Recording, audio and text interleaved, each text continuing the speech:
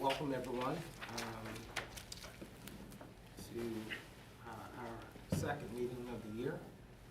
We're almost 1/12 of the way through the year. Seems like we have weather issues every weekend now, and guess it'll be close to 60 degrees between now and by the end of the week. So welcome to North Carolina. You're not originally from here, so we'll try to figure this out. Hopefully everyone is still staying safe and healthy, and you know, we have a couple of council members who are not present. One on the phone, Mr. Hinkle. Yes, sir. Thank you for joining us, and Mr. Harris. But we'll carry on and get our official duties complete for today. First item is a approval of our agenda. Council, you have your packets. I will be doing a roll call today with Mr. Hinkle being on the phone. I was informed by general statute that we have to do a roll call on anything that has a vote. So please be prepared to make your vote known as we go through the process tonight. You have your agendas. Is there a motion to approve tonight's agenda? I'll make that motion, Mr. Mayor. I'll second. Motion is made by Mr. Now, seconded by Ms. Harris. Any questions or comments or any adjustments? Okay. Hearing none, I'll call for the vote. Those in favor say aye. Those opposed say nay. Mr. Now? Aye. Mr. Asher? Aye. Ms. Harris? Aye. Mr. Hinkle? Aye. Motion passes. We will follow through our agenda. Second item, the first item on the general business is mayor and council items. I will start with Council Lady Harris. First, I just have a couple of things. I just want to say Happy Black History Month, and I encourage anyone in this room and anyone listening to get to know someone that doesn't look like you just a little bit more, not just this month, but any month, and I'll say that to myself as well. Diversity is what makes us all, of course, different and makes us all better. So that's Black History Month, and I just wanted to commend the staff and everyone who helped with the MLK program. It was awesome. I enjoyed Ken, and of course, Ken's a classmate of mine, and I've heard him speak several times, and every time I enjoy him every time I've heard him speak. So thank you all for putting that together, everyone who had anything to do with that. I appreciate it, and I told Ken my kids were interested and locked in the entire time, so to keep children, you know, engaged the entire time, you're pretty good if you keep children. They're 14 and 11, but still, they were locked in and paying attention to him the entire time, so thank you all for putting that together.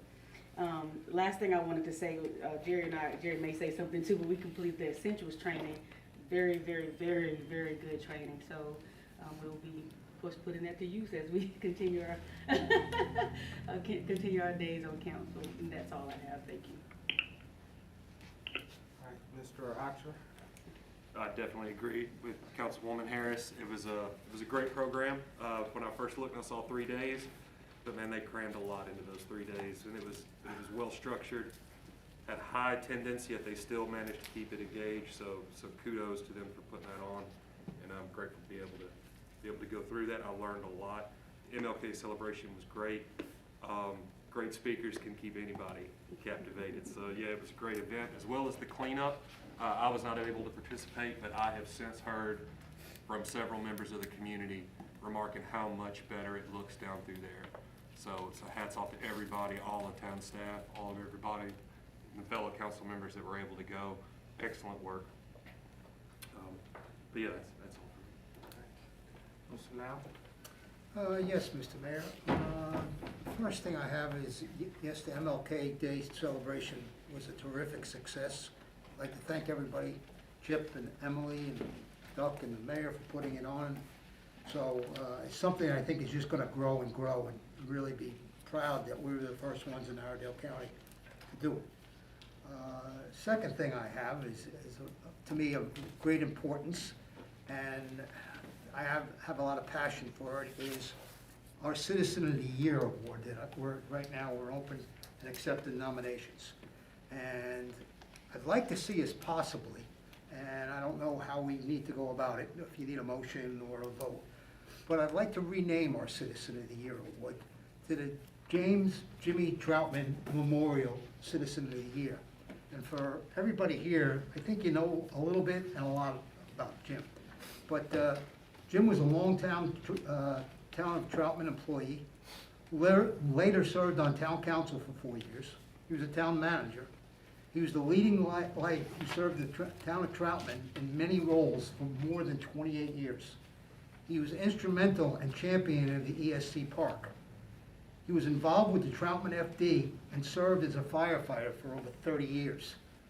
He was active in his church, the Holy Trinity Lutheran Church. He was a champion of all Troutman projects. So I don't see a person that's more deserving in memorial or memory of this award than renaming it to Jimmy Troutman, or however the family, if we do go with this, would like it to be said.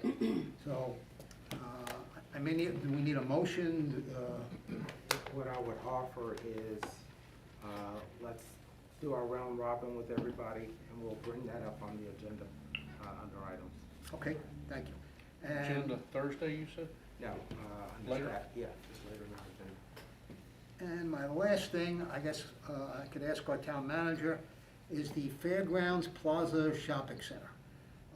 It's been brought up some other numerous occasions about the dumpsters that are in the middle of the parking lot.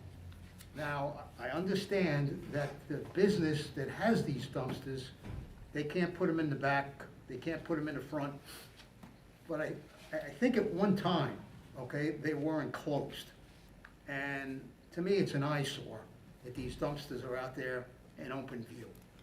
And I was just asking if the town manager could let me know if code enforcement has addressed this issue or anything like that. Thank you for your comments. I will say that last summer, fall timeframe, I spoke with not only the property owner in reference to your direct comments, but also some neighboring properties, and have brought several of those up to what is the current code, and that they were businesses that came afterwards.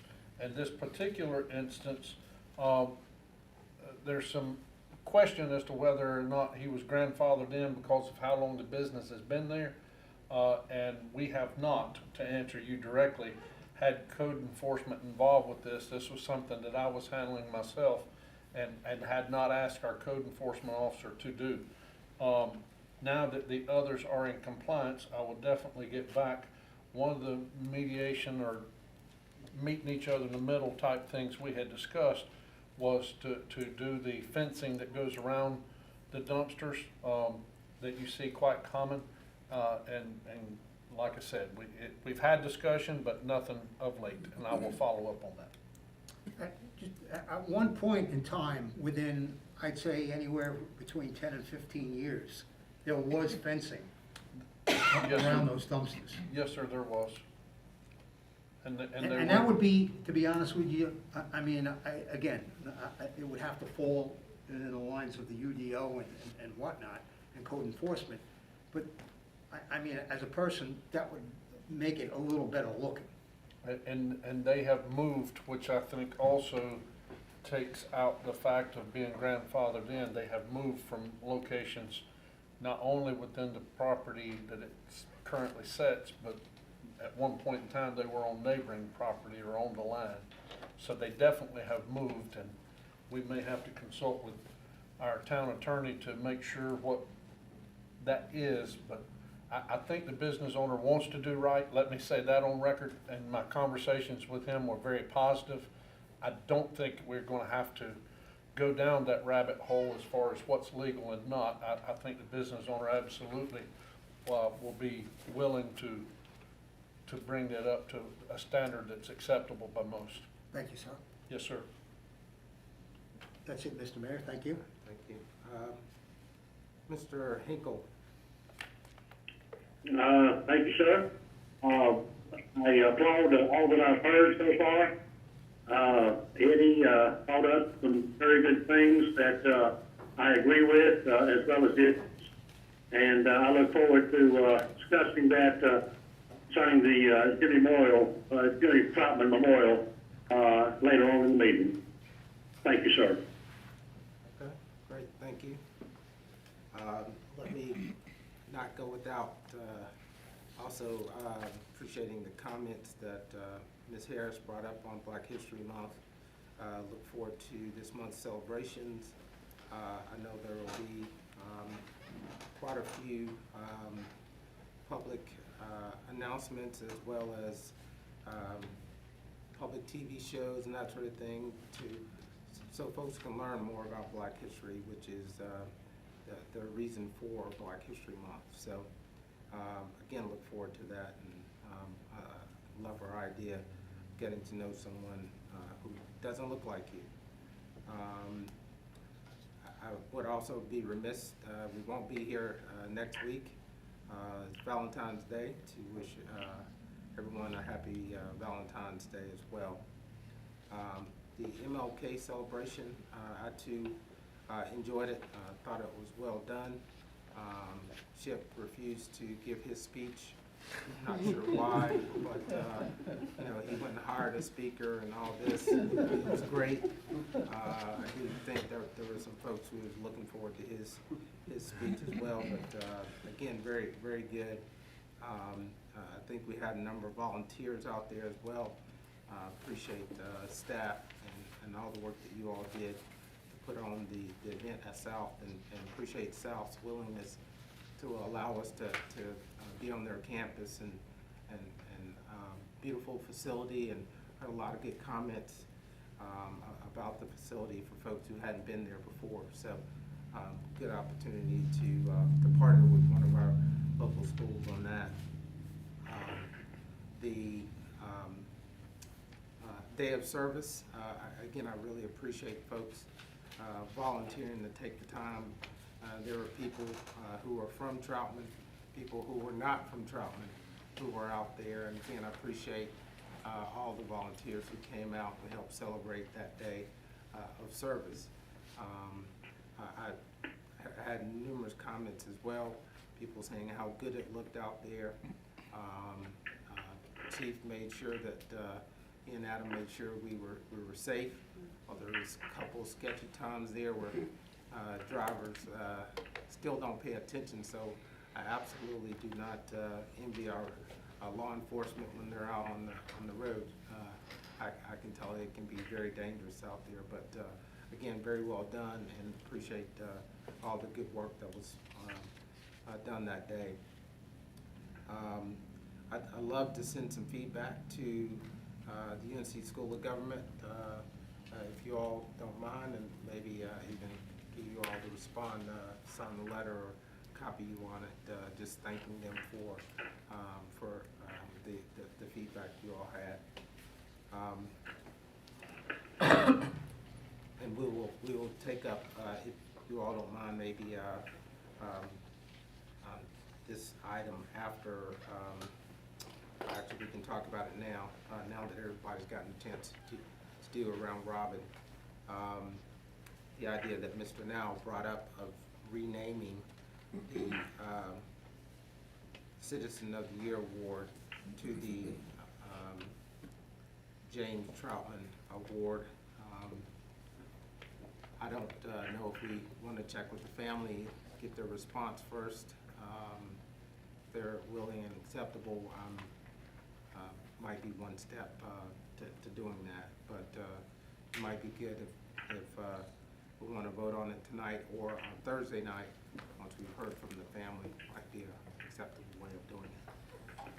Just to remind you all, Thursday night, Betty Jean Troutman will be in attendance as we intend on recognizing Mr. Troutman, also Ms. Klontz, as they both passed relatively close to one another and both served the town in different capacities, but very well. So it's really up to you all.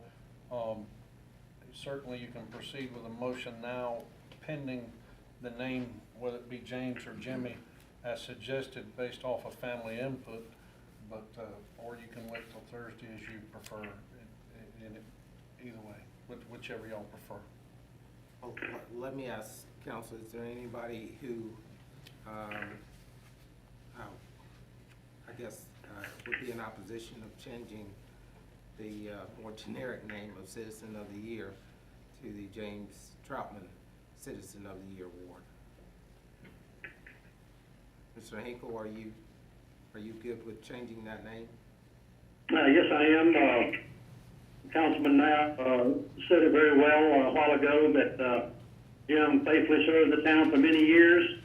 He was not an 8-to-5, 5-day-a-week employee. He was 24/7, 365, and a memorial to him that people will hear in many years to come, I think, is an honor bestowed on him, as well as to his wife, Betty Jean, who I'm sure made a lot of sacrifices while Jim was out serving the town many times after hours.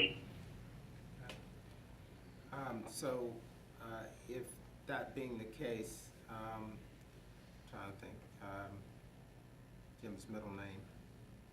Okay. Keith? I think it was Keith. Keith, Okay. that's what his son's name, yep. That's right. So, do we want it, James Keith Troutman or James, Jimmy, or Jimmy Keith Troutman, or any preferences? I would defer to the family on that. Yeah. Okay. I'll be happy to. So whatever the name will be, you all will be able to, and maybe that's a second resolution or proclamation, Kim, or something we can also hand to them, just so that they know. So with that, then I will ask for a vote to rename our Citizen of the Year Award to whatever the family would prefer, James Keith Troutman Citizen of the Year Award. Is there such a motion? Mr. Mayor, I'd like to make that motion, sir. Okay. Mr. Now made the motion. Is there a second? I will second it, Mr. Mayor. Mr. Hinkle has seconded the motion. Again, we'll make sure that everybody signifies on the roll call. All those in favor say aye. All those who disapprove say no. Mr. Now? Aye. Mr. Oxer? Aye. Ms. Harris? Aye. Mr. Hinkle? Aye. Motion passes. We will rename the Citizen of the Year Award based on what the family chooses to call it. All right. Next item is staff items on the agenda. First, turn it over to Mr. Wyatt. Mr. Mayor, if I may, one of the items we need to add to closed session for economic development, and they will be, Ms. Jen Bosser and Chad are both here, and they are time restrained, so once she gives me the hand sign, if we're not through that point, we may need to go to closed session so they can leave to their next one, if you all are permissible with that on council. Is there, I'll ask, since we did approve it, I'll ask, is there a motion to add economic development pursuant to, you know what that term is? Paragraph 4. So pursuant to North Carolina General Statute 143-318, 11A4, to our closed session. Is there such a motion? I will so move, Mr. Mayor. Okay. Is there a second? I will second that, Mr. Mayor. Okay. All those in favor say yay, all those disapprove say no. Mr. Now, Yay. Mr. Archer, Yay. Ms. Harris, Yay. Mr. Hinkle. Yay. Okay. We will add that to our closed session. Thank you, Mr. Mayor. My comments will be somewhat brief, however, they are all equally important. As you all mentioned, Black History Month, we have stated this last year as the town recognized Black History Month for the first time with some significance that we intend on trying to do better each year. And at this time, I'd like to turn it over to Chief Josh Watson just momentarily. He's already posted a Facebook post from Troutman Police Department acknowledging Black History Month and a few of the individuals that he has recognized on there. Same one we recognized last year, Chief J.C. Walker, but others. So I'd like to turn it over to Chief Watson. Well, I wanted to take this year's Black History Month and try to recognize several African American officers from America's history that have made a big difference to law enforcement, and whether their actions in just seeking the job and the positions they attained during segregation, or some of them will go back all the way till 5 years after the Civil War, and some have made the ultimate sacrifice. But I think that's overlooked sometimes, the massive difference that some of these guys made in law enforcement and ladies. And so that's something I wanted to do this month. Very appreciative of Josh taking the initiative to do that, and the post on Facebook has been spoken about, liked, and shared numerous times, and I think that's reflective and an example for the rest of us to follow in Troutman. Also, would like to recognize one of our businesses that was focused on one of the news stations. Tally House, as we all know, has made me in particular gain weight. I'm not going to say any of the rest of y'all gain weight from there, but they definitely have been in business a long time. It was welcome to see them spotlighted on TV. Also, the MLK celebration. We've had numerous citizens reach out to us directly or social media about their enjoyment of that day. And thank you all for your kind comments. Even though it was a holiday weekend, we had numerous staff participate, most of which volunteered. It was not ordered that they show up and work, but most volunteered to work, understanding the importance and the significance of that day. But we did have a lot of staff there, even though it was a holiday weekend, and just to make sure that the public and others understand, it's not like working in a normal business to where when you get 40 hours, everything over it is time and a half. Working for the government, when you have a holiday weekend like that, every one of these employees actually lost time as compared to it normal being overtime. They lost that because of the holiday week. And I'm appreciative that they all did that, and that needs to be acknowledged publicly, that they still understood that, and like I say, the majority that was there volunteered, and we also would like to consider, it's not in your packet to necessarily take action on now, it's not in your packet for that, but our speaker, we definitely had some positive comments about him, but to ensure that we have him next year, we have been asked if that's our desire to go ahead and schedule. So that's not before next year's budget. That's something, if you all were satisfied with Dr. Keniston, his presentation, then Griffin, then we need to go ahead and secure that date for next year, if that's you all's desire. The last thing I'd like to talk about is the water main breaks.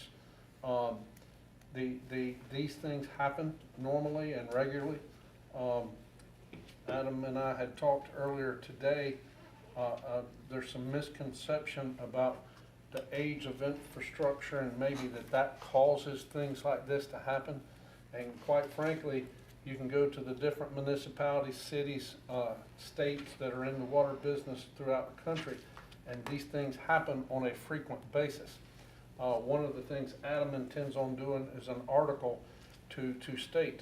Councilman now being from New York may know directly, but there are water lines in the city of New York that have been in the ground well over 100 years that are made out of wood. They're made out of wood.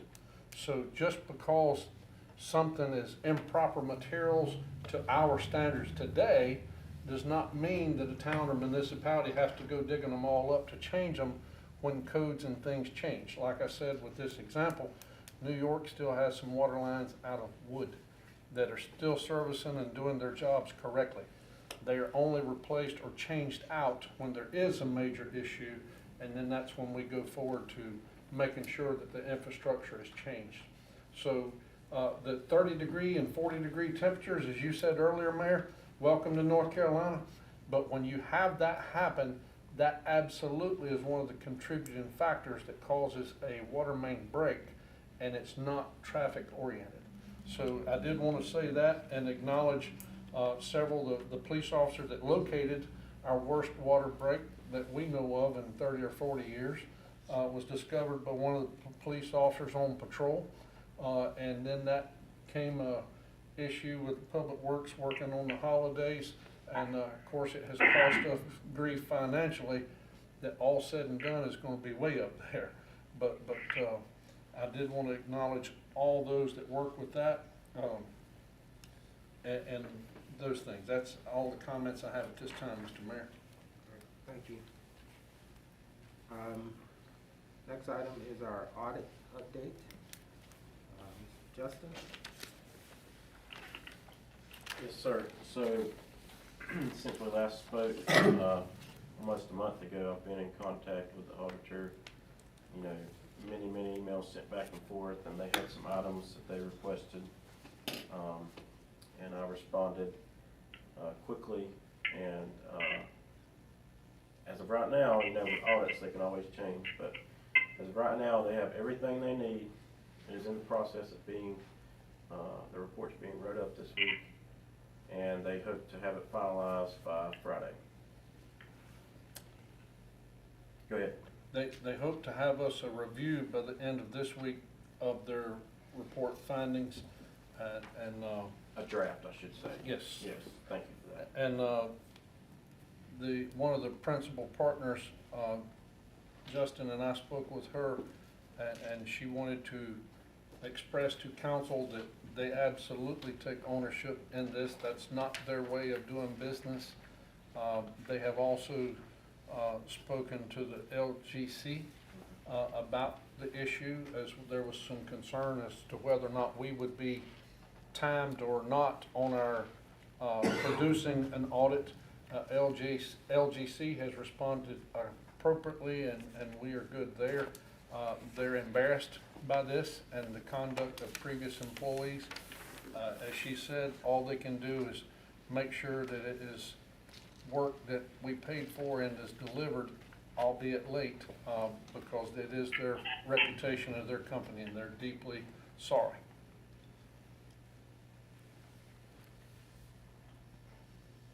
Anything else? That's all I have.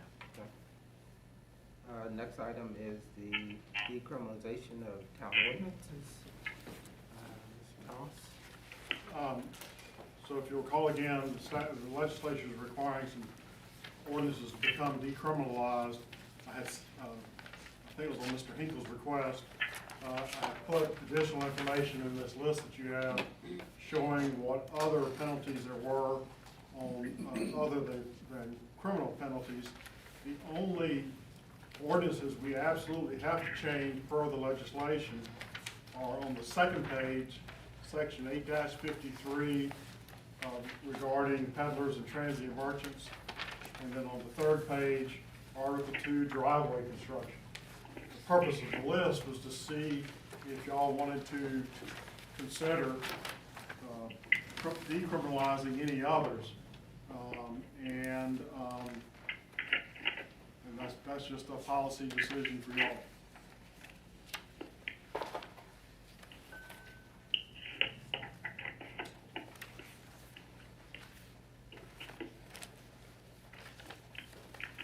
And also, as you know, already on your agenda is the decriminalization of the UDO.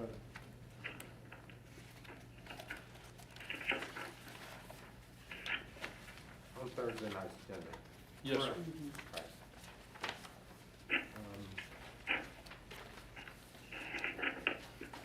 Anybody, and I guess Gary, the ones that are listed here, again, it would be, each one of those would have to be reworded in some form or fashion. Possibly, if, for instance, the one on livestock, it says a violation is a misdemeanor, and there are no civil penalties, so yes, if you wanted to take out, as an example, the criminalization of that, then we would have to add some language for civil penalties.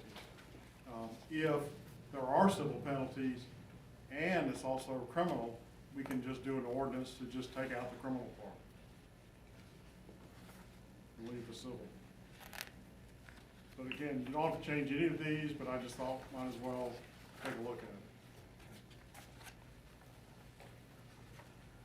Mr. Hinkle, is there any of these that you wanted to address specifically or individually at this point?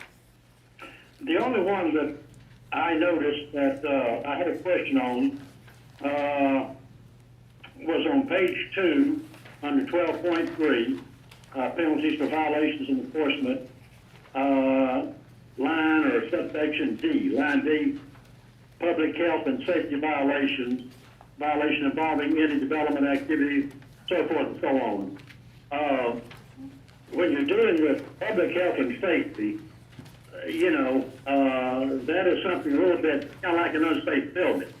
That's more than just planning and zoning. It's just dealing with, again, public health and safety, the well-being of our citizens and surrounding citizens. And I just wanted to address to see if that perhaps needs to be tweaked a little bit to make sure that processes are followed to where the seriousness of the public health and safety is not compromised with just a civil penalty or some carrot approach. That it remains this serious, and we expect safety and public health to be upheld in the highest way. And if not, then not only may you not face a civil penalty, but also a criminal penalty. Now, which one were you referring to? All right, it's under 12.3, penalties for violation and enforcement, and line D, as in David. Mr. Mayor, I believe he's referencing the item that's on Thursday night's agenda. Oh, okay, That okay. He is. 12.3. Okay. Yeah, it's not on our list. Correct. Yeah, we're talking about the list, okay. All right. That we can take up on Thursday night. Okay. Thursday, yes. All right. And the ones that Gary referenced are also the ones we'll take up on Thursday night. Those are items that are in the code of ordinances.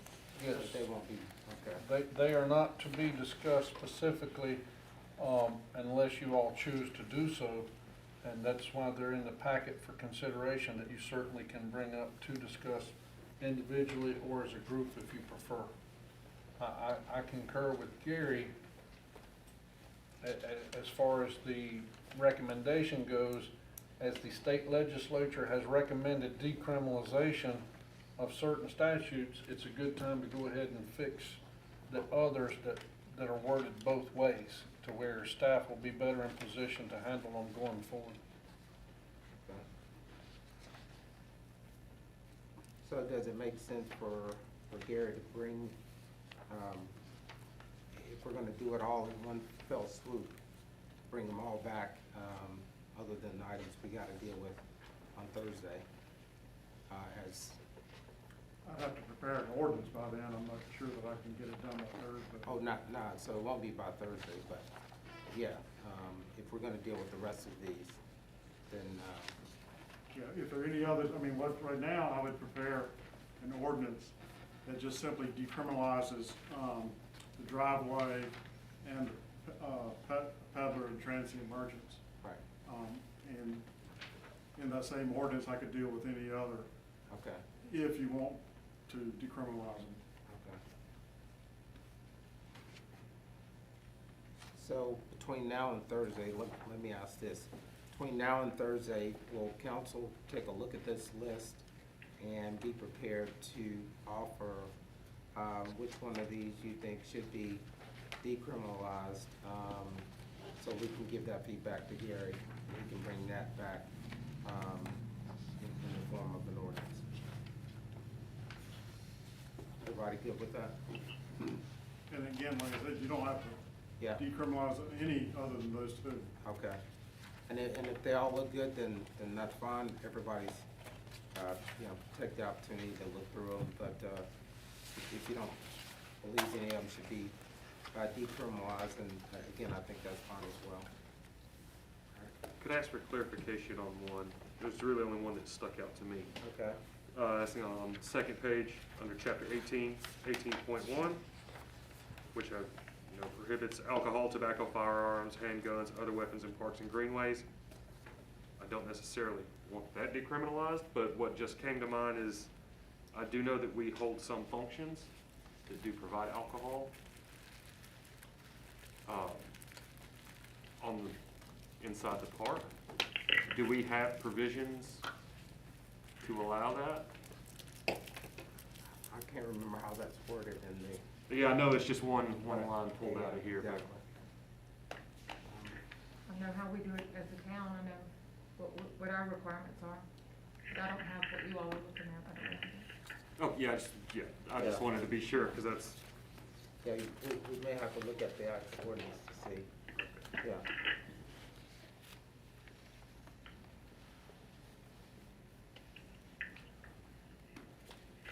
that was the only thing that jumped out to me. So, all right.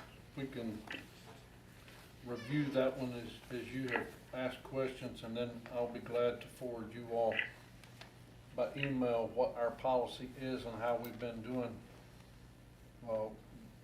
adhering to North Carolina statutes, and then that way y'all can decide what action, if any, you wish to take to that particular one. Sure. Because I mean, I fully see the difference between having a Right. town, sanctioned function where it's regulated, we have, precautions in place versus somebody just popping in, Yeah. with their own. So that's the thing I just want to, if we need to And as clarify far as that. the part about carrying weapons, the North Carolina statutes already have those in place that if we post it as we're supposed to, it would already be a violation of North Carolina law, so the town wouldn't need to have its own separate criminal law. And quite frankly, it can be confusing if you follow the town's version versus the North Carolina criminal law that already exists. And those are just for like municipal parks, correct? That's specifically for like carrying a handgun in areas that we posted that they can't. Our town ordinance only allows the town to have a town-sponsored, third-party, in coordination, working with the town to have alcohol. So like another organization couldn't bring alcohol for an event. And we can't be our own bartenders. So like a nonprofit has to be the bartenders. There's a whole list of requirements, but they are through the state as well. So the third party has to obtain the permit and all that. But yeah, we can bundle all that up and send it out. Okay, yeah, just as long, I just read this one line, Yeah. and I'm like, wait, Hold on, I don't that want there to be line, any yeah. conflict, because I know that those events have been, incredibly successful and incredibly safe. So I didn't want us to shoot ourselves in the foot there. Yep. Ms. White, you brought up this issue on handguns. And I haven't looked at our signage lately on the Greenway, but this also prohibits it on the Greenway. So do we have signage on the Greenway that says prohibited? You can have concealed carry. On the Greenway, concealed carry is allowed. And That in the was, park.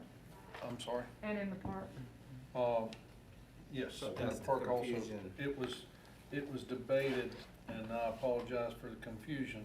It was debated when it came up to council to discuss years ago that they wanted people to be able to protect themselves as they walk in low light conditions and are visiting in the park. So that, and again, this council can certainly change if they choose, but it was definitely, addressed specifically, Mayor Pro Tem Hinkle and you, Mr. Mayor, may remember specifically when it was addressed, but those, just to remind the public, was the reasons why the town did not, go with the no concealed carry on the greenways or the park.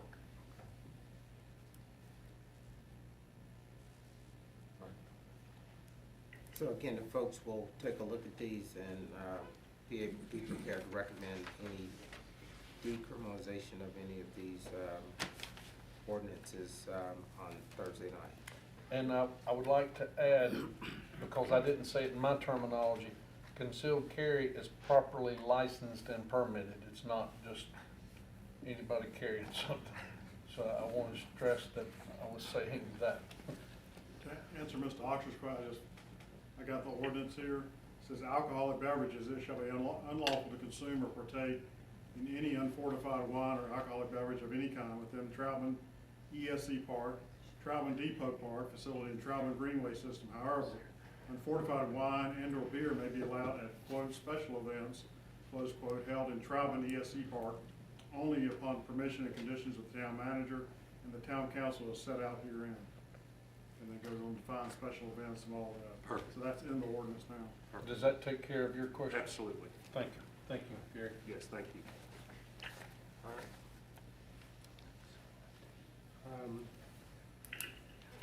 We'll move on. Next item would be overview of the upcoming regular meeting on Thursday.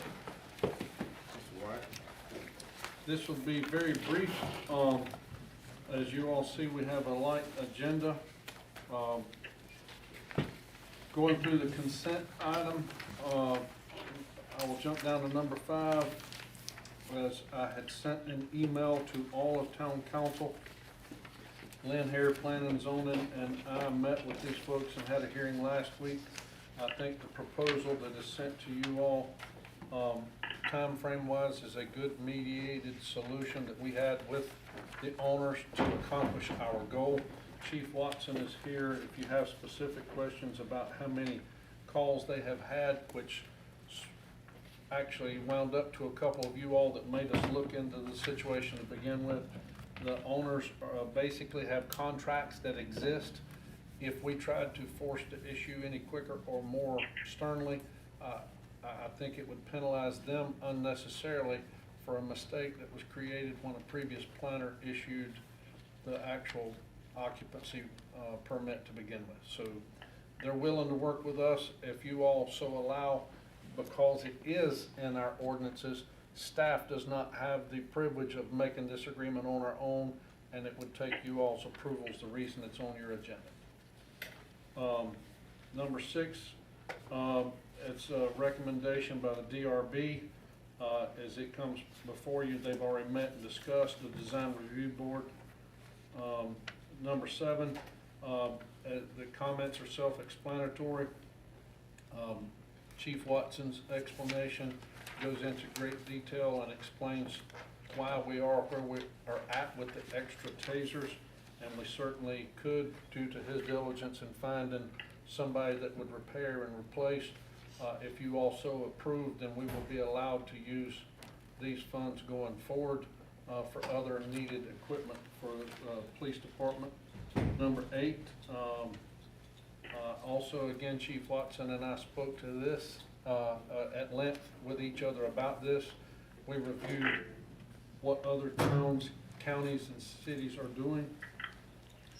We feel that this minor adjustment to the policy allows the chief and or I as manager to make certain concessions on an as-needed basis, but adhering to the primary intent of the policy that you all adjusted just a few months ago. Number 9, approval of the town policy and social media. That's recommendation by our town council.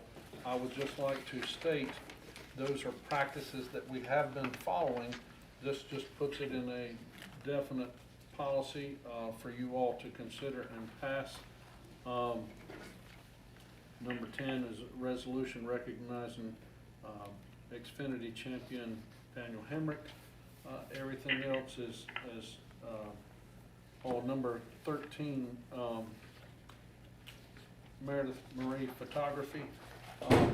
They have donated at least 100 hours to the town, and making sure that the pictures that we use for each of us were done in here professionally and updated. We feel that it's certainly prudent to recognize Meredith for her contributions not only to the town but her profession. And our webpage definitely looks better because we have those professional photos, not just the ones of individuals, but a couple others that are also there. So we look forward to recognizing her. You have a standing report from the library, and then number 7, new business, item number 15. That's specific to what Mayor Pro Tem was asking just a couple moments ago, and ordinances that we need to decriminalize in our UDO for Thursday. And one of those is also to address accessory structures in a commercial district. As you all know, we have been discussing a couple of those, and it was pointed out that the UDO was never properly formatted and worded that made the difference between a residential structure and a commercial structure. So this is why we are asking that you all vote for that. I'll be happy to answer any questions that you all have to any particular topic, or we can go in more depth if you feel necessary. Everybody good with the agenda? Sure. All right. So we should be out by 7:30. Will we, I have a question. See, that, it won't be 7:30. That's why you decided me today. Yeah, I'm in trouble this week. Just about line item 5, I think it's a fantastic approach. My only question is just, is there going to be any hard copy or something that we will actually approve? We don't have anything drew up. That will be a staff to draw up, but as my email went out to you all that expressed the time frames, that is what the approval is, but I was unaware that it was not in your packet. I will certainly make sure that that's in a paper form for Thursday evening. Perfect. Excuse me, I just put that at your places. Oh, that was the. We have it right here. Yeah, yeah. Yes, sir. Thank Oh, you. That was the plus 1. Got it. Thank you. Question retracted, she'll get the time back. All right.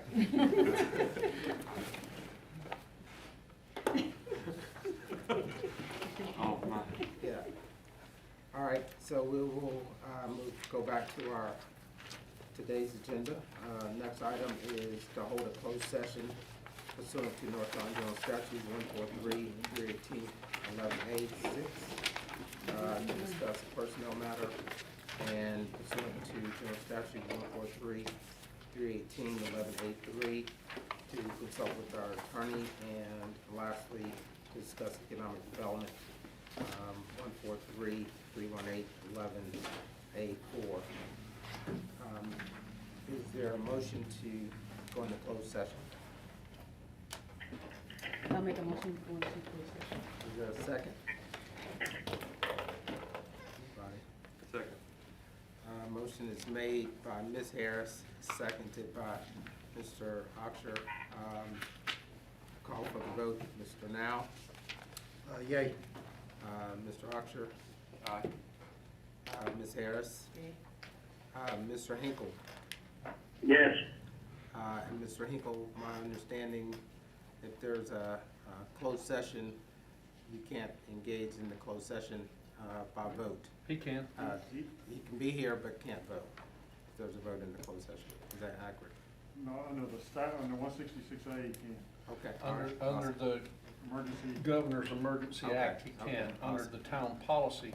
And I thank you for bringing that up, Mr. Mayor, just so that the public and staff and everyone understands. Yes, we do have a policy for town council and being absent from meetings that currently would not allow, the way it's currently written participation in a closed session. But as town council and I spoke earlier today, North Carolina law would supersede our ordinance. And right now, due to the COVID and the governor's order, it does allow participation in a closed session. Got it. Thank you for that clarification. Who all do we need other than, Well, I had told staff they would be out of here by 5 o'clock, so let's April Fool's them and tell them they all got to stay. I'm kidding. The Lynn Hare would need to stay for the first part with economic development. Other than that, and our town attorney, other than that, and the clerk, yes. Love you, have a Troutman. great evening.